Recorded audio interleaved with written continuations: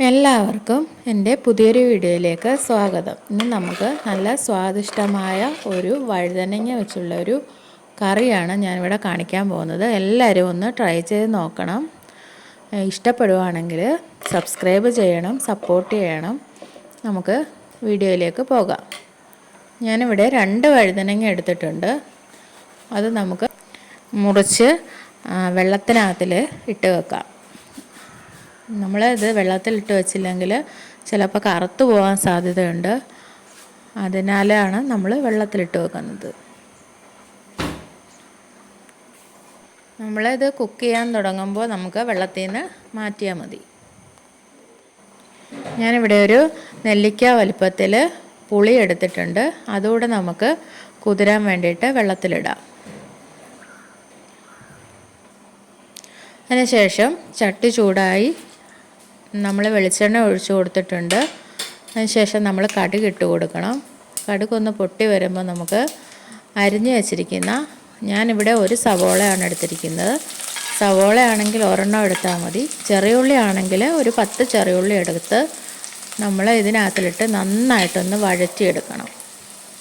അതിനുശേഷം നമുക്കൊരു 1/4 ടീസ്പൂൺ ഉലുവാപ്പൊടിയും കൂടെ ചേർത്ത് കൊടുക്കാം. ചേർത്ത് കൊടുത്ത് നന്നായിട്ട് വഴറ്റിയെടുക്കാം. അതിനുശേഷം നമുക്ക് കറിവേപ്പില ചേർത്ത് കൊടുക്കാം. നമുക്ക് അരിഞ്ഞ് വെച്ചിരിക്കുന്ന ഒരു കഷ്ണം ഇഞ്ചി, 1/2 ടീസ്പൂൺ ഇഞ്ചി ചേർത്ത് കൊടുക്കാം.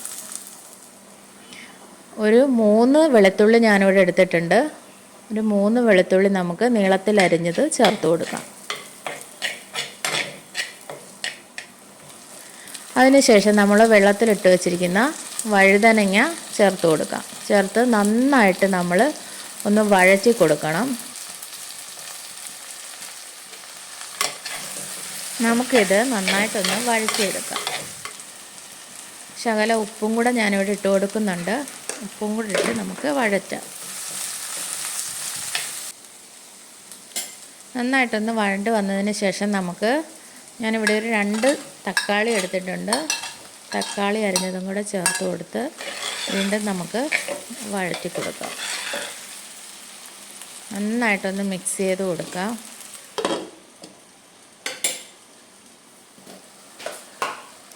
കണ്ടില്ലേ, ഇവിടെ അടച്ചു വെച്ചപ്പോൾ നന്നായിട്ട് ഇത് വഴണ്ടി വന്നിട്ടുണ്ട്. നമുക്കിനി ഇതിലേക്കൊരു 1.5 ടീസ്പൂൺ മല്ലിപ്പൊടിയും 1/2 ടീസ്പൂൺ മഞ്ഞൾപ്പൊടിയും 2 ടീസ്പൂൺ മുളക് പൊടിയും ഞാനിവിടെ ചേർത്തിട്ടുണ്ട്. അതിനുശേഷം നമുക്ക് ചെറിയ ജീരകം ഒന്ന് ചതച്ച് ചേർത്ത് കൊടുക്കാം. അതിനുശേഷം നമുക്ക് പെരുംജീരകം 1/2 ടീസ്പൂൺ ചതച്ച് ചേർത്ത് കൊടുക്കാം.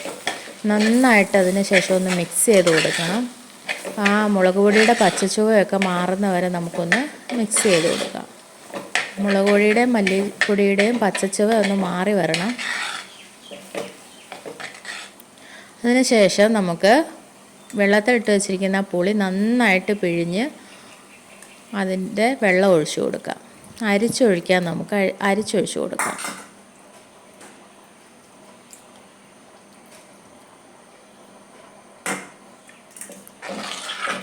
അതിനുശേഷം നമുക്ക് ഗ്രേവിക്ക് ആവശ്യത്തിനുള്ള ചൂടുവെള്ളം നമുക്ക് ഇതിനകത്തിലേക്ക് ചേർത്ത് കൊടുക്കണം.